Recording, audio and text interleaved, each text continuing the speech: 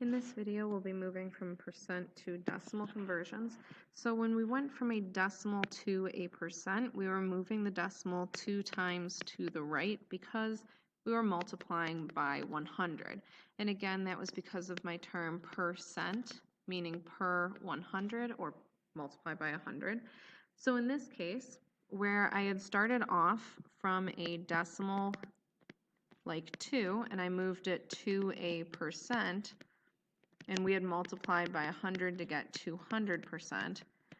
Going in the other direction, so let's say I gave you 400%, in order to move backwards to a decimal, I'm going to be moving that decimal 2 places in the opposite direction, so 2 places to the left.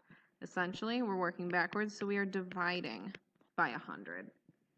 So in our first example, we have 98%. So my decimal exists here, we just don't write it in.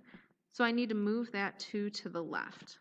And when I do that, I get 0.98. And again, don't forget to put that 0 in front. For the next one, my decimal exists after the 4. I'm moving it 2 to the left. And I'm going to need a 0 placeholder here since I'm moving in an extra space that doesn't have a number. So I get 0.04. And again, my 0 in front. The next one, same thing. I'm going to need a 0 placeholder.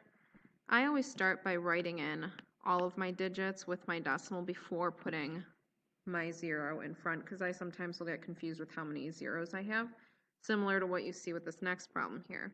So moving the decimal 2 over, I get 0.0009, and then I'll put my 0 back in the beginning. And for this one here, 2 to the left gets me 5.076.